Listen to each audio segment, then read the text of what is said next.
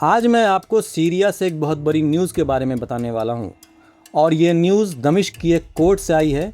एक शख्स है जिसका नाम है आतिफ नजीब।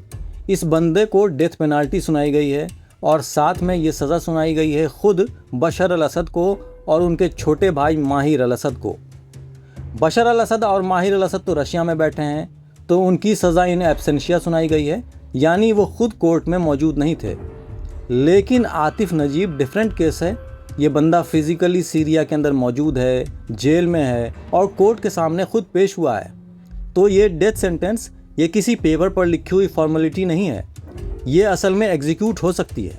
तो सवाल ये उठता है कि ये आतिफ नजीब है कौन और इसने ऐसा क्या किया। ये पूरे सीरिया की जो सिविल वार शुरू हुई उसका सारा ठिकरा इसी के सर पर फूटता है। तो चलिए मैं आपको पूरी कहानी शुरू से बताता हूँ। देखिए, सीरिया पर पिछले 50 साल से एक ही फैमिली राज कर रहा है, असद फैमिली।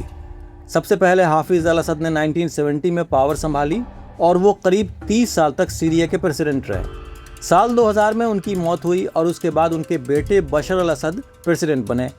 अब इंटरेस्टिंग बात यह है कि बशर अल असद कोई ट्रेंड मिलिट्री या पॉलिटिकल फिगर नहीं थे। शुरुआत में ये लंदन में आई डॉक्टर बनने की ट्रेनिंग ले रहे थे, यानी ऑप्थल्मोलॉजिस्ट, यानी आँखों के डॉक्टर। इनके बड़े भाई बासिल को असली में गद्दी संभालनी थी, लेकिन एक कार एक्सीडेंट में बासिल की मौत हो गई, तो अचानक से बशर अल असद को बुलाया गया और उनको प्रेसिडेंट बनाया गया। अब यहाँ पर एंटर होते हैं आतिफ नजीब। ये बंदा कोई आउटसाइडर नहीं है, ये खुद बशर अल असद का फर्स्ट कज़न है, यानी सीधा सीधा फैमिली का हिस्सा। नजीब ने 1980 के दशक की शुरुआत में होम्स की मिलिट्री एकेडमी ज्वाइन की। उसके बाद ये पॉलिटिकल सिक्योरिटी के डिपार्टमेंट में आ गए। 2008 के आखिर में इनको भेजा गया दक्षिणी सीरिया के एक प्रोविंस में जिसका नाम है देरा, और यहाँ इनको बनाया गया वहाँ की पॉलिटिकल सिक्योरिटी का हेड। अब ये देरा वाला पार्ट बहुत इंपॉर्टेंट है क्योंकि यही वो जगह है जहाँ से पूरी सीरियन सिविल वॉर की शुरुआत हुई। मार्च 2011 में क्या हुआ? ये वो वक्त था जब पूरे मिडिल ईस्ट में अरब स्प्रिंग चल रहा था। ट्यूनीशिया में, मिस्र में, लीबिया में, हर जगह लोग अपने डिक्टेटर्स के खिलाफ सड़कों पर उतर रहे थे। देरा के कुछ स्कूली बच्चे जिनकी उम्र थी करीब 13-14 साल, इन्होंने भी ये सब टीवी पर देखा और इंस्पायर होकर अपने स्कूल की दीवार पर स्प्रे पेंट से एक स्लोगन लिख दिया। लिखा था अज़ाकल दौर या दक्तूर, यानी कि अब तुम्हारी बारी है डॉक्टर। ये एक सीधा तंज था बशर अल असद पर क्योंकि वो खुद एक ट्रेंड डॉक्टर थे। बस ये छोटी सी बात, ये ग्राफिटी, इसने पूरे मुल्क को हिला दिया। इन बच्चों को गिरफ्तार कर लिया गया और ये गिरफ्तारी हुई सीधा आतिफ नजीब की निगरानी में। बच्चों को बुरी तरह टॉर्चर किया गया, केबल से पीटा गया, बर्फ़ जैसा ठंडा पानी डाला गया, बिजली के झटके दिए गए। जब ये खबर बाहर निकली तो देरा में लोग सड़कों पर उतर आए, प्रोटेस्ट शुरू हो गए और सरकार ने इसका जवाब दिया गोलियों से। स्नाइपर्स को छतों पर बिठा दिया गया, शहर की बिजली काट दी गई, खाने की दुकानों पर छापे मारे गए। तो ये जो शुरुआती चिंगारी थी देरा की, ये धीरे धीरे पूरे सीरिया में फैल गई और आगे चलकर एक पूरी सिविल वॉर बन गई जो 14 साल तक चली। इस जंग में करीब 5 लाख लोग मारे गए और एक सीरियन ह्यूमन राइट्स ऑर्गेनाइजेशन की रिपोर्ट के हिसाब से 1,81,000 से ज़्यादा लोगों को या तो ज़बरदस्ती गायब कर दिया गया या फिर बेवजह हिरासत में रखा गया, और इसमें से 90% ये काम असद रिजीम ने ही किया। आतिफ नजीब अप्रैल 2011 में अपने पद से हटा दिए गए, लेकिन ये गायब नहीं हुए। ये पूरे 10-12 साल इधर उधर रहे जब तक कि दिसंबर 2024 में एक बड़ा ट्विस्ट आया।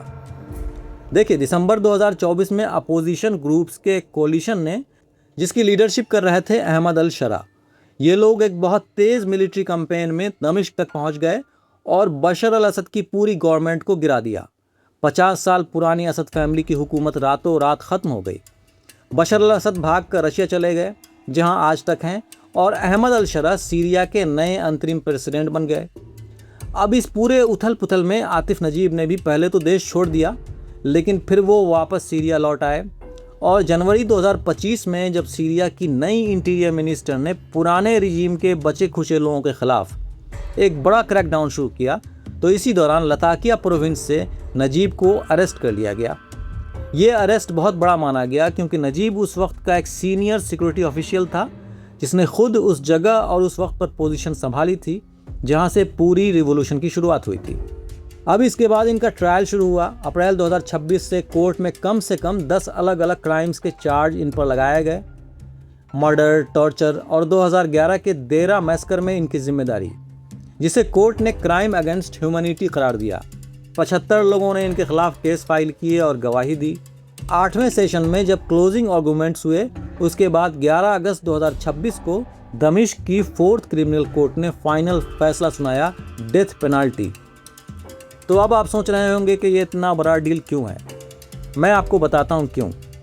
पहली बात तो ये है कि ये पहली बार है जब सीरिया की नई ट्रांजिशनल गवर्नमेंट के अंडर किसी कोर्ट ने असद रिजीम के किसी सीनियर फिगर को इतनी बड़ी सज़ा सुनाई है। ये एक प्रेसिडेंट सेट कर रहा है आगे के तमाम केसेस के लिए। दूसरी बात, अहमद अल-शरा की गवर्नमेंट पर काफ़ी क्रिटिसिज्म रहा है कि जो जस्टिस प्रोसेस का वादा किया गया था असद की हुकूमत गिरने के बाद, वो बहुत स्लो चल रहा है। तो ये वर्डिक्ट एक तरह से टेस्ट केस भी है, ये देखने के लिए कि नई गवर्नमेंट कितनी सीरियसली पुराने क्राइम्स को एड्रेस करने वाली है। तीसरी बात, जो काफ़ी पावरफुल एंगल लगता है, कि जो केस देरा में शुरू हुआ था 2011 में, वही केस अब 15 साल बाद वापस एक कोर्ट रूम में जाकर बंद हो रहा है। जो बच्चे कभी दीवार पर 4 लफ्ज़ लिखने की सज़ा भुगत रहे थे, आज उनकी वजह से पूरे रिजीम के टॉप लोगों पर डेथ पेनाल्टी सुनाई जा रही है। दमिश्क की कोर्ट के बाहर जब ये फैसला अनाउंस हुआ तो बहुत सारे सीरियन वहाँ जमा हो गए और सड़कों पर जश्न मनाया गया। एक जर्नलिस्ट ने वहाँ से रिपोर्ट करते हुए कहा कि ये मुल्क पिछले करीब 18 महीनों से 50 साल की डिक्टेटरशिप को रिकनसाइल करने की कोशिश कर रहा है और ये वर्डिक्ट उस प्रोसेस का एक बहुत बड़ा हिस्सा है। तो समरी ये है कि एक स्कूल की दीवार पर लिखा हुआ एक ग्राफिटी जो 2011 में एक चिंगारी बना, वो 14 साल की खूनी सिविल वार में बदल गया और आज 2026 में वो उसी शख्स को कोर्ट रूम तक ले आया जिसने वो चिंगारी भड़काई थी। ये सिर्फ एक शख्स की सज़ा की कहानी नहीं है, ये पूरे एक मुल्क के अतीत से हिसाब बराबर करने की कहानी है।